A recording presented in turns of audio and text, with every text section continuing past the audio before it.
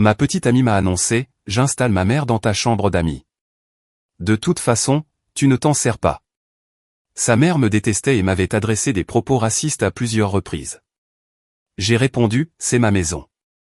Elle a quand même donné une clé à sa mère. Quand j'ai changé les serrures et que sa mère n'a pas pu entrer, elle a menacé de me poursuivre en justice. La lettre de réponse de mon avocat. J'ai 33 ans et je suis plombier. Maître plombier diplômé, carte professionnelle, la totale. Je réponds aux appels de dépannage pour une entreprise en semaine et je fais des petits travaux le samedi quand cela en vaut la peine. J'ai acheté ma maison il y a 4 ans, une maison individuelle de plein pied avec 3 chambres, d'environ 130 mètres carrés. Rien de luxueux, mais elle est à moi. Mon nom sur le prêt immobilier, mon nom sur l'acte notarié de propriété. J'ai peint chaque pièce moi-même. J'ai remplacé le chauffe-eau, refait le carrelage de la salle de bain. Ça sent la peinture, la colle PVC et la bougie que ma petite amie a choisie chez Maison du Monde. C'est mon chez-moi. Ma petite amie a emménagé il y a environ 1 an et demi. Nous sortions ensemble depuis 2 ans avant cela. Elle est hygiéniste dentaire. Elle me paie 550 € de loyer par mois. Nous avons convenu de ce montant ensemble. Ce n'est pas le prix du marché, loin de là. Mon prêt immobilier est d'environ 1230 € et la maison pourrait se louer pour environ 1650 €. 550 €, c'était ce qu'elle pouvait se permettre tout en remboursant ses prêts étudiants. Cela me convenait. Elle participe aussi aux courses et paie les abonnements aux services de diffusion en continu. Pas de bail officiel, juste un accord verbal entre 2 personnes qui étaient censées se faire confiance. Maintenant, sa mère. Sa mère est un sacré numéro. Je suis métisse, moitié noir, moitié blanc. Mon père était noir, ma mère est blanche, et mon apparence reflète exactement ce que je suis. Sa mère a eu un problème avec cela dès le premier jour. Au début, ce n'était pas du racisme flagrant avec des insultes criées en public. Plutôt du genre, oh, vous vous exprimez si bien et vous n'agissez pas comme les autres. Le genre où elle regardait ma maison et disait que j'avais très bien réussi pour quelqu'un comme moi, en insistant sur le très bien. Comme si elle était surprise qu'un homme de mon apparence puisse se payer des cloisons sèches. Je tolérais cela parce que j'aime ma petite amie et parce que sa mère vivait à 1 heure de route et que les visites étaient limitées.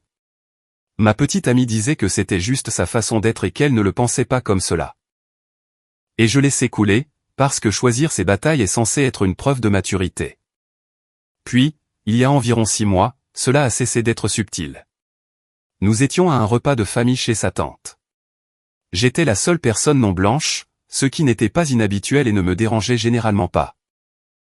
J'étais près du grill, en train de discuter avec son oncle, qui est en fait un type bien, quand sa mère s'est approchée et a dit à voix haute devant 4 autres personnes qu'elle s'inquiétait du genre d'enfant que sa fille aurait avec moi, parce que les enfants métis ont des problèmes d'identité.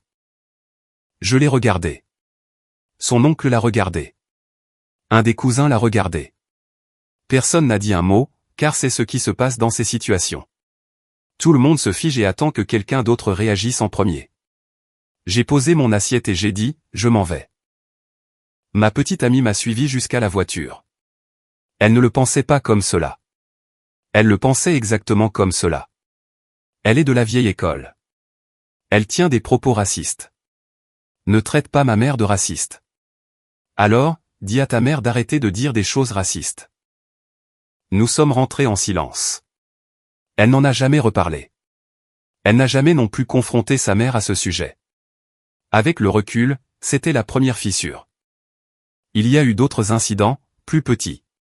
Sa mère venant chez nous pour un repas de fête et faisant une remarque sur le fait que le quartier avait l'air différent de ce à quoi elle s'attendait. C'est une rue de banlieue normale. Sa mère me demandant à table si je connaissais mon père, comme une question sincère. Sa mère disant à ma petite amie, à portée de voix, qu'elle devrait garder ses options ouvertes. Chaque fois, ma petite amie trouvait une excuse, minimisait la situation, me disait que j'étais trop sensible. Et chaque fois, je prenais sur moi et passais à autre chose, parce que l'alternative, la forcer à choisir entre moi et sa mère, me semblait être un ultimatum que je ne voulais pas poser. Puis, il y a 3 semaines, ma petite amie m'a fait asseoir à la table de la cuisine avec l'énergie de quelqu'un qui prononce une conférence répétée sous la douche. Alors, le propriétaire de ma mère vend l'immeuble. Elle doit partir dans 60 jours, et je pense qu'elle devrait s'installer dans la chambre d'amis. Je l'ai dévisagée. Quoi? La chambre d'amis. Tu ne l'utilises pas de toute façon. Elle est juste là, remplie de cartons. Ces cartons contiennent mes outils et mes affaires saisonnières. On peut déplacer les cartons dans le garage. Le garage est mon espace de travail.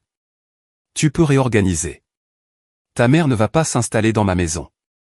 Elle a cligné des yeux. Pourquoi pas? Parce qu'elle m'avait adressé des propos racistes répétés. Parce qu'elle s'est demandé si nos futurs enfants iraient bien à cause de ma couleur de peau.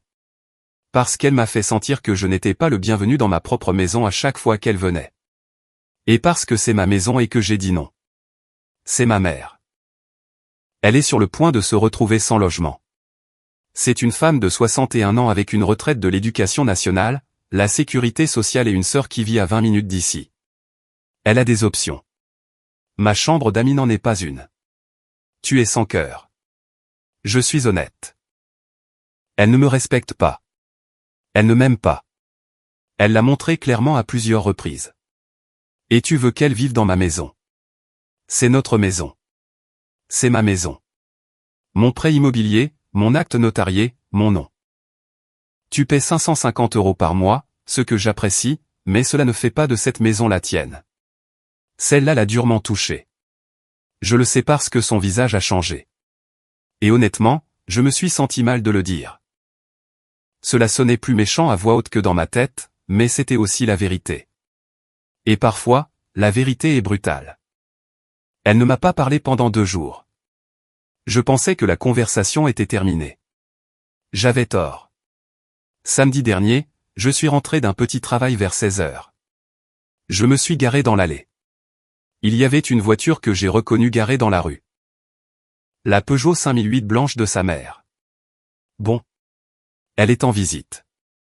Gênant, mais soit. Je suis entré par la porte d'entrée. Il y avait 2 valises dans le couloir, une housse à vêtements sur le canapé, une boîte d'ustensiles de cuisine, un mijoteur, des boîtes en plastique, un service de tasses en céramique près de l'escalier. Sa mère était dans ma chambre d'amis, en train de déballer ses affaires. Je suis resté sur le seuil. Elle m'a regardé avec une expression, ni hostile, ni amicale, juste posée, comme si elle avait déjà décidé que cela allait se produire et que ma présence n'était qu'une formalité. Ta petite amie a dit que je pouvais avoir cette chambre. Elle est plus petite que ce que j'aurais aimé, mais cela ira. J'ai fait demi-tour, je suis allé à la cuisine et j'ai trouvé ma petite amie en train de préparer du thé glacé comme si c'était un samedi normal. Qu'est-ce qui se passe? Elle n'avait nulle part où aller. Je ne pouvais pas la laisser, j'ai dit non. Je sais, mais j'ai dit non. Dans cette maison, à cette table, il y a 11 jours, j'ai dit non. C'est ma mère et c'est ma maison. Tu lui as donné une clé? Elle a hésité. Cette hésitation était la réponse. Tu as donné une clé de ma maison à ma mère. J'ai fait faire un double. Ce n'est pas grave. Tu as fait faire un double de la clé de ma maison et tu l'as donnée à une femme qui m'avait adressé des propos racistes graves. Sans ma permission, dans ma maison. Tu dramatises. Je suis allé dans la chambre d'amis. Sa mère était en train de pendre des vêtements dans le placard. Mon placard, qui contenait mes affaires, lesquelles avaient apparemment été déplacées au garage à mon insu. Madame, vous devez partir. Elle s'est retournée. Pardon? Je n'ai pas autorisé cela. Vous n'êtes pas invité par moi. C'est ma maison et vous devez partir. Ma fille m'a dit que je pouvais rester ici. Votre fille n'a pas l'autorité pour prendre cette décision. C'est ma propriété. Je vous demande de faire vos valises et de partir. Elle s'est redressée de toute sa hauteur, soit environ 1,62 m, et a dit, je ne vais nulle part. Ma fille vit ici. J'ai une clé, et si vous essayez de me mettre dehors, j'appellerai la police. Vous pouvez appeler qui vous voulez, mais vous ne resterez pas ici. Elle a effectivement appelé la police. 2 policiers sont arrivés environ 30 minutes plus tard. Elle les a accueillis à la porte avant moi et leur a dit que le compagnon de sa fille essayait de jeter une femme âgée à la rue. Elle a 61 ans et est parfaitement mobile, mais apparemment, jouer la carte de la personne âgée était le stratagème. Les policiers m'ont regardé et j'ai immédiatement senti la température changer. 2 policiers, un plus âgé et un plus jeune. Le plus âgé l'a regardé, puis m'a regardé, et je pouvais le voir faire le calcul qui se produit dans ces situations. Une femme blanche plus âgée en larmes, un jeune homme métis debout sur le seuil, l'air frustré. Je sais ce que ce calcul donne comme résultat. Je l'ai vu toute ma vie. Monsieur, que se passe-t-il ici? J'ai expliqué calmement, clairement. Ma maison, mon prêt immobilier, mon acte notarié de propriété. Elle n'était pas invitée. On lui a donné une clé sans mon consentement. Je voulais qu'elle parte. L'agent plus âgé a dit, peut-elle rester quelque part cette nuit pendant que vous réglez cela? Elle a une sœur à 20 minutes d'ici. Avez-vous une preuve de propriété? J'ai sorti l'acte notarié. J'ai sorti le relevé de mon prêt immobilier. J'ai sorti mon permis de conduire avec l'adresse correspondante. Je leur ai tout montré. Le jeune policier a hoché la tête. L'autre me regardait toujours comme si j'étais le problème, mais il a dit à la mère, « Madame, si le propriétaire vous demande de partir et que vous n'êtes pas sur un bail ou le titre de propriété, vous devriez probablement trouver un autre arrangement pour ce soir. » Elle est partie avec ses valises, sa housse à vêtements et son mijoteur. En sortant, elle m'a adressé une insulte raciste particulièrement grave. Le terme le plus blessant qui existe. Ma petite amie a regardé sa mère m'insulter de cette façon et n'a rien dit. Un silence absolu. Puis elle m'a regardé et m'a dit, « J'espère que tu es content. » J'ai changé les serrures le lendemain matin. Les 2 portes, nouveau pêne dormant, nouveau bloc de poignée, 200 € de matériel. Je l'ai fait moi-même parce que je suis plombier et que travailler de mes mains, c'est littéralement mon métier. 6 jours plus tard, le changement de serrure a déclenché une crise majeure de la part de tout notre entourage. Lundi matin, 2 jours après avoir changé les serrures, sa mère est venue chez moi pendant que j'étais au travail et a essayé d'utiliser l'ancienne clé. Cela n'a pas fonctionné. Elle a essayé les 2 portes. Puis, selon ma sonnette vidéo connectée, les 200 € les mieux dépensés de ma vie, elle est restée sur mon porche pendant 11 minutes, appelant quelqu'un au téléphone, faisant les 100 pas, et à un moment donné, a essayé de regarder par la fenêtre du salon en collant ses mains contre la vitre. Ma petite amie était aussi au travail. Aucune d'elles ne pouvait entrer. Non pas que j'ai mis ma petite amie à la porte. Je lui avais donné la nouvelle clé ce matin-là. Mais sa mère n'avait pas de nouvelle clé, ce qui était tout l'intérêt. Ma petite amie m'a appelé pendant sa pause déjeuner. Ma mère est allée à la maison et les serrures étaient changées. Correct. Elle n'a pas pu entrer. Correct. C'est ma mère. Elle m'avait adressé une insulte raciste grave sur mon porche devant 2 policiers. Elle n'aura pas de clé pour ma maison. Tu ne peux pas simplement changer les serrures. Ah non? C'est ma maison. J'ai changé les serrures parce qu'une personne non autorisée avait une clé de ma propriété. Tu punis ma mère. Je sécurise mon domicile. Elle m'a raccroché au nez. Ce soir-là, elle est rentrée en utilisant sa nouvelle clé et nous avons eu la pire dispute de notre relation. Elle m'a dit que j'étais contrôlant. Que je l'isolais de sa famille. Que sa mère essayait juste d'être proche et que je ramenais tout à la race alors que ce n'était pas le sujet. Cette dernière accusation m'a presque brisé, car c'est une forme particulière de manipulation psychologique quand quelqu'un reconnaît que des choses racistes ont été dites mais insiste sur le fait qu'elles n'étaient pas racistes. Comme si les mots se réarrangeaient en quelque chose d'innocent une fois sortis de la bouche de l'orateur. Ta mère m'a insulté de manière raciste grave, j'ai dit, en face, sur ma propriété, alors qu'elle était escortée par la police. Elle était en colère. Être en colère n'est pas une excuse pour proférer des insultes racistes. Elle est d'une autre génération. Elle a 61 ans, pas 104. Elle sait ce que ce terme signifie. Tu ne vas jamais laisser passer cela, n'est-ce pas? Non, en effet. Elle a dormi dans la chambre d'amis cette nuit-là. L'ironie qu'elle dorme dans la pièce où elle avait essayé d'installer sa mère ne m'a pas échappé. Mercredi, la menace légale est arrivée. J'ai reçu un message d'un numéro que je ne reconnaissais pas. C'était sa mère. Elle avait eu mon numéro via le téléphone de ma petite amie, ou elle l'avait déjà. Je ne sais pas. Le message disait, je consulte un avocat au sujet de mes droits d'accès à la propriété où réside ma fille. Vous avez illégalement changé les serrures pour m'empêcher d'entrer dans une maison où j'établissais ma résidence. Si ce problème n'est pas résolu dans les 48 heures, je déposerai une plainte formelle et engagerai des poursuites pour violation de domicile et discrimination. Je l'ai lu 2 fois. Puis j'en ai fait une capture d'écran et je l'ai envoyé à mon collègue qui avait traversé un divorce compliqué et avait toujours des conseils pratiques. Il a dit 3 mots, prends un avocat. J'en ai appelé un jeudi matin. Un avocat en droit immobilier recommandé par mon syndicat, 280 € de frais de consultation. J'ai tout apporté, l'acte notarié, le relevé de prêt immobilier, les virements bancaires de ma petite amie montrant 550 € par mois avec la mention loyer, les captures d'écran du message de la mère menaçant d'une action en justice. Et la vidéo de la sonnette vidéo la montrant en train d'essayer d'entrer chez moi. Mon avocate, une femme d'une 50aine d'années avec des lunettes de lecture et une tasse à café avec une inscription humoristique, a tout examiné en environ 20 minutes, puis m'a regardé par-dessus ses lunettes et a dit, elle n'a aucune base légale. Elle n'a jamais été résidente. Elle n'a jamais payé de loyer. Elle n'a jamais reçu de courrier là-bas. Elle a passé environ 2 heures dans la chambre d'amis avant qu'on lui demande de partir. Cela n'établit pas la résidence dans aucune juridiction que je connaisse. La clé a été donnée sans l'autorisation du propriétaire, ce qui en fait une copie non autorisée. Vous avez changé les serrures de votre propre propriété, ce qui est votre droit absolu. Et la menace de poursuivre pour discrimination est particulièrement créative étant donné que c'est vous qui avez été victime de propos racistes graves dans votre propre maison. Elle a rédigé une lettre de réponse. Je veux encadrer cette lettre. Je veux me la faire tatouer sur le corps. Je veux qu'on la lise à mes funérailles.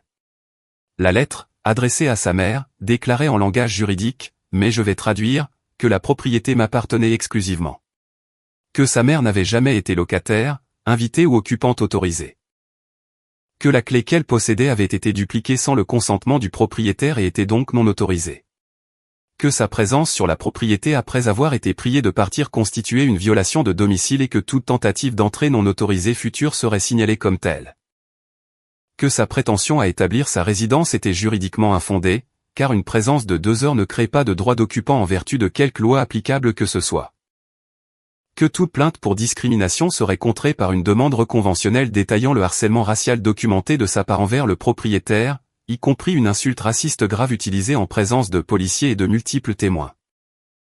Et enfin, que si elle me contactait à nouveau par téléphone, message, en personne ou par des tiers concernant l'accès à la propriété, je demanderais une ordonnance restrictive. La lettre a été envoyée par courrier recommandé avec accusé de réception. Sa mère l'a signée un samedi matin. La réponse à la lettre a été le silence pendant environ 3 jours. Puis sa mère a appelé ma petite amie et les cris étaient si forts que je pouvais les entendre depuis la pièce voisine, bien que le téléphone ne soit pas en mode haut-parleur. J'ai saisi des fragments, humilié, lettre d'avocat, comme si j'étais une criminelle, cet homme n'aurait jamais dû te laisser. Ma petite amie est sortie de la chambre les yeux rouges et a dit, ma mère ne me parlera plus jamais à cause de toi. Ta mère a menacé de me poursuivre pour avoir changé les serrures de ma propre maison après qu'elle m'a insulté de manière raciste grave. Ce n'est pas à cause de moi. Tout tourne toujours autour de toi. La maison, c'est oui, parce qu'elle est à moi. 3 semaines plus tard, sa mère n'est pas restée silencieuse. Elle a trouvé un nouvel angle d'attaque. Non pas juridique, mais personnel. Elle a commencé à appeler ma petite amie tous les jours. Pas pour arranger les choses, mais pour envenimer la situation. Chaque appel était une nouvelle campagne de pression. Quitte-le. Il ne respecte pas notre famille. Un vrai homme ne traiterait pas ta mère de cette façon. Viens rester chez ta tante et moi. Tu gâches tes plus belles années avec quelqu'un qui envoie des avocats après les femmes âgées. Ma petite amie ne me donnait pas les détails, mais je voyais les conséquences. Elle était plus silencieuse. Elle dormait dans la chambre d'amis la plupart des nuits. Elle a arrêté de faire les courses, non pas pour me défier, je pense qu'elle avait juste cessé de se soucier de la routine. Elle rentrait du travail, allait directement dans la chambre, fermait la porte. Nous étions des colocataires avec une histoire commune et rien d'autre. J'ai essayé 2 fois d'avoir une vraie conversation avec elle. La première fois, elle a dit, je ne peux plus parler de cela. La deuxième fois, elle a dit, ma mère a raison. Tu m'as fait choisir et je ne devrais pas avoir à choisir. Je ne t'ai jamais demandé de choisir. Je t'ai demandé de ne pas installer une femme qui m'avait insulté de manière raciste grave dans ma maison. Ce sont 2 demandes différentes. J'ai l'impression que c'est la même chose. Ce n'est pas la même chose, mais je n'arrivais pas à le lui faire comprendre. Et je n'avais plus l'énergie d'essayer. Puis son frère s'en est mêlé. Son frère aîné, un vendeur de voitures avec une poignée de main ferme et le genre de confiance qui vient de ne jamais s'être fait dire non par sa mère. Il m'a appelé un mardi soir. Écoute, mec. J'essaie de maintenir la paix. Ma mère est âgée, elle a peur et elle a perdu son appartement. Tu dois faire un effort. Ta mère m'a insulté de manière raciste grave. Elle dit que ce n'est pas ce qu'elle a dit. Je l'ai sur une caméra connectée. Bref, silence. Eh bien, les gens disent des choses quand ils sont stressés. Moi, je ne traite pas les gens d'insultes racistes graves quand je suis stressé. Et toi? Ce n'est pas la question. C'est littéralement toute la question. Écoute, elle ne va pas vivre avec toi pour toujours. Laisse-la juste rester quelques mois le temps qu'elle trouve quelque chose. Non. Tu rends les choses plus compliquées qu'elles ne le sont. Ta mère a compliqué les choses quand elle a décidé de tenir des propos racistes chez moi. Ce n'est pas moi qui ai créé cette situation. C'est elle. Il a essayé l'angle du soi le plus intelligent. Il a essayé l'angle la famille, c'est tout. Il a essayé l'angle pense à votre relation. J'ai dit non à tout. Non pas parce que j'aimais dire non, mais parce que non était la seule réponse honnête possible. 2 jours plus tard, ma petite amie est rentrée avec un dossier, un vrai dossier en carton. À l'intérieur, des impressions de sites juridiques sur les droits des locataires en concubinage et des partenaires résidents. Elle avait fait des recherches pour savoir si elle avait un droit légal sur la maison, si elle pouvait outrepasser ma décision sur qui y vivait en fonction de son statut de partenaire résidente. Elle a posé le dossier sur la table de la cuisine et a dit « J'ai aussi des droits ». J'ai pris le dossier. Je l'ai parcouru. La plupart des informations n'étaient pas pertinentes. Des articles sur les couples mariés, les litiges de propriété conjointe, les régions avec des lois sur la cohabitation différentes des nôtres. Rien de tout cela ne s'applique à notre situation, j'ai dit. Nous ne sommes pas mariés. Tu n'es pas sur l'acte notarié de propriété. Tu n'es pas sur le prêt immobilier. Tu paies 550 € de loyer par mois sans bail écrit. Tu as des droits de locataire. Je ne peux pas te mettre dehors sans préavis, mais tu n'as pas de droit de propriété. Tu ne peux pas faire emménager des gens chez moi contre ma volonté. Mon avocat dit le contraire. Tu as un avocat? J'en ai consulté un. Et qu'a-t-il vraiment dit? Elle a marqué une pause. Il a dit que c'était compliqué. Ce n'est pas compliqué. Il a dit que tu n'avais aucun droit, et tu interprètes c'est compliqué comme un espoir. Elle a attrapé le dossier et est allée dans la chambre d'amis en claquant la porte. C'est là que j'ai pris ma décision. Pas dans un éclair de lucidité spectaculaire. Dans le calme de mon salon à 23 h un jeudi, assis sur un canapé qui avait encore le jeté de canapé qu'elle avait choisi drapé sur le dossier, buvant une bière et fixant le mur. Je ne pouvais plus continuer comme cela. Je l'aimais, ou j'aimais la personne qu'elle avait été avant tout cela, mais je ne pouvais pas partager une maison avec quelqu'un qui cherchait activement des failles juridiques pour annuler mes décisions concernant ma propre propriété. Quelqu'un qui a vu sa mère m'insulter de manière raciste grave et a répondu par le silence. Quelqu'un qui a donné une clé non autorisée à une personne qui me détestait et qui a ensuite agi comme si j'étais le méchant pour avoir changé les serrures. Vendredi matin, je lui ai dit que c'était fini. J'ai besoin que tu déménages. Je te donne 30 jours, ce qui est plus que le minimum légal pour un locataire au mois dans notre situation. Je ne fais pas cela par colère. Je le fais parce que nous ne pouvons pas réparer cela et que rester ensemble nous rend tous les deux malheureux. Elle a pleuré, sincèrement, et je l'ai ressenti. Ce coup de poing dans l'estomac de voir quelqu'un que vous aimez souffrir à cause d'une décision que vous avez prise. Mais je savais aussi que chaque larme concernait la perte de la maison, de l'arrangement, du loyer inférieur au marché, du confort, pas la perte de moi. Elle avait cessé de me voir il y a des semaines. J'étais juste l'obstacle entre sa mère et la chambre d'amis. Tu me mets dehors pour ma mère. Je mets fin à une relation qui a cessé d'en être une au moment où tu as choisi son confort plutôt que ma dignité. Elle a déménagé au cours des 2 semaines suivantes.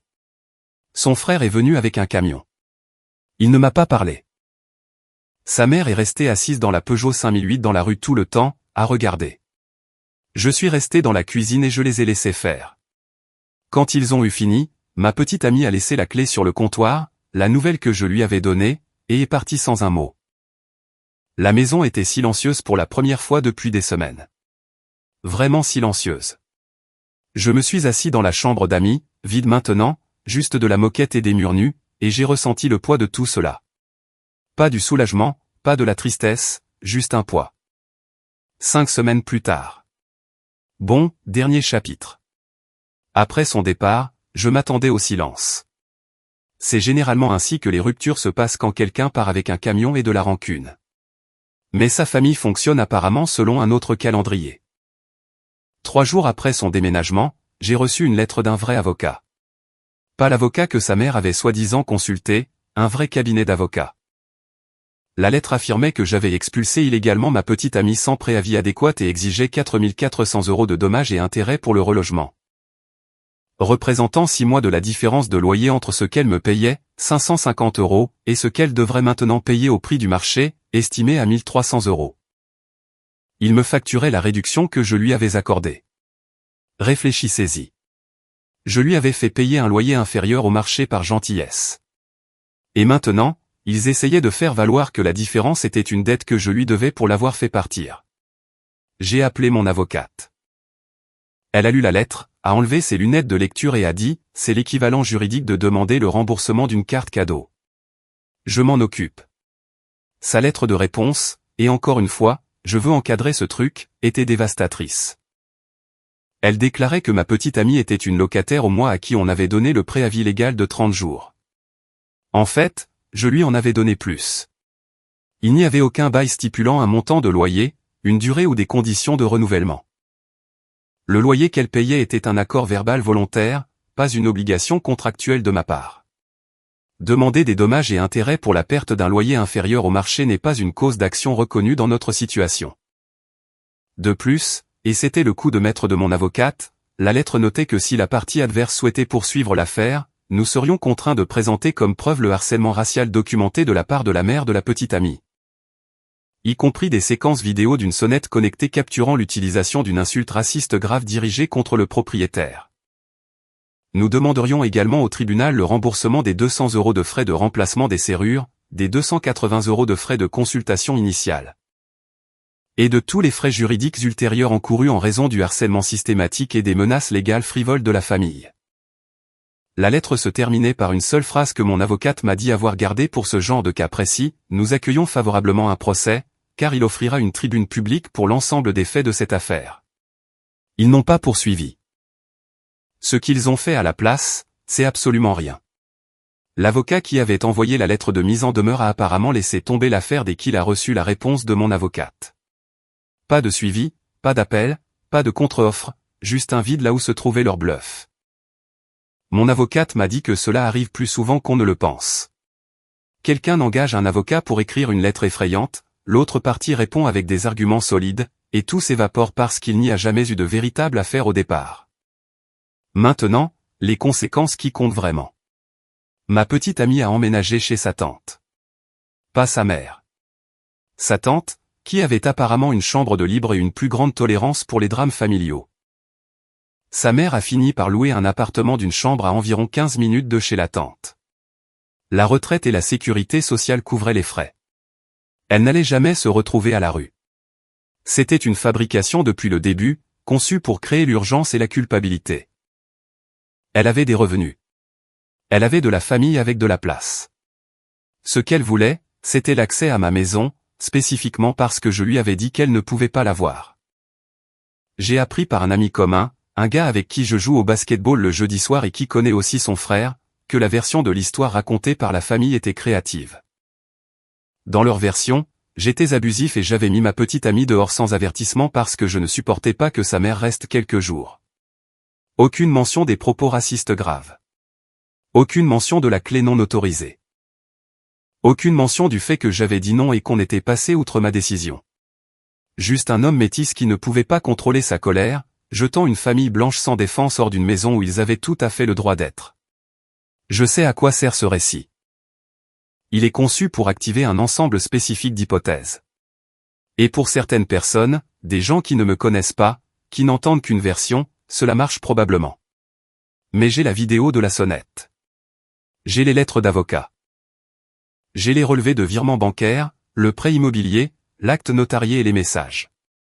J'ai la vérité, documentée avec des détails horodatés, notariés et juridiquement recevables. Si ce récit dépasse un jour les simples ragots de famille, les preuves parleront d'elles-mêmes. L'ami commun m'a dit autre chose.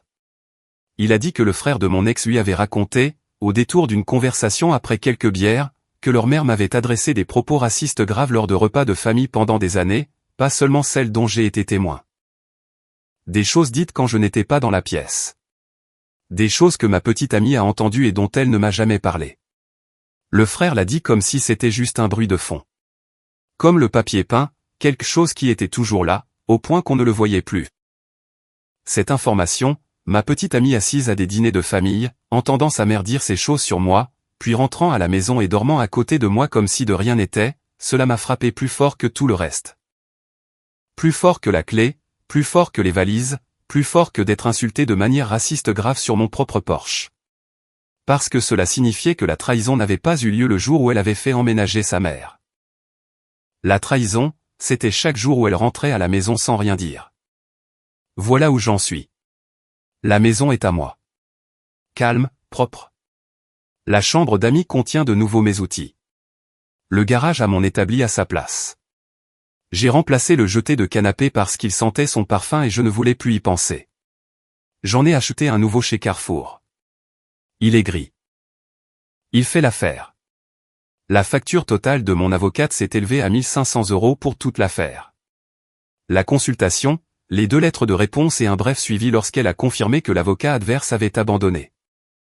1 500 € pour protéger ma maison, ma dignité et ma santé mentale. Je les paierai 10 fois. La caméra connectée reste. Les nouvelles serrures restent.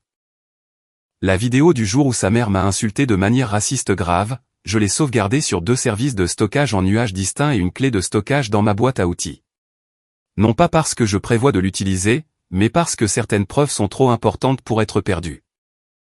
Parce que quand quelqu'un me dit que ce n'est pas ce qui s'est passé, je veux savoir, même si c'est juste pour moi, que j'ai les preuves. Elles me manquent parfois. Je suis honnête à ce sujet. Pas la version de la fin. La version d'avant. La version qui créait des listes de lecture pour des voyages en voiture que nous n'avons jamais fait, qui brûlait les crêpes le dimanche matin et s'endormait sur mon épaule pendant des films qu'elle avait choisis puis niait avoir choisis. Cette version n'a pas survécu au contact de l'arrogance de sa mère et de sa propre incapacité à dire « Maman, arrête ». Quelqu'un m'a dit un jour qu'on ne rompt pas avec une personne. On rompt avec l'avenir qu'on imaginait avec elle. La personne est déjà partie. C'est l'avenir que l'on pleure. C'est ce que je ressens. Je pleure un avenir qui avait un très bon agencement, mais aucune fondation. Ma maison a des fondations. J'ai vérifié. Littéralement, je les ai inspectées avant de l'acheter. Pas de fissures, pas d'affaissement, du béton solide. Je suis plombier. Je répare des choses pour gagner ma vie. Je n'ai pas pu réparer cela, mais j'ai pu protéger ce qui est à moi. Et je l'ai fait. C'est toute l'histoire. Je vais aller vérifier mon chauffe-eau parce qu'il fait un bruit bizarre. Et honnêtement, ce problème est bien plus gérable que les 6 dernières semaines. Commentaire, j'ai été vraiment touché par cette histoire. Pour moi, elle rappelle à quel point il est essentiel de poser des limites claires. Quand on se respecte soi-même, on apprend à ne plus accepter ce qui nous blesse. La gentillesse ne signifie pas qu'il faut tout sacrifier pour les autres. Choisir sa paix intérieure demande parfois du courage, mais c'est le plus beau cadeau qu'on puisse se faire. Prendre ses responsabilités face à sa propre vie nous aide à avancer plus sereinement. Je vous invite à réfléchir à vos propres frontières dans vos relations. Chaque fois qu'on choisit le respect, on fait un pas vers une vie plus épanouie. Et vous, quelles leçons gardez-vous de tout cela? J'espère que ces mots vous inspireront à cultiver plus de bienveillance envers vous-même. Si vous avez aimé, n'oubliez pas de laisser un commentaire et de soutenir la chaîne en vous abonnant. À bientôt pour les prochaines stories.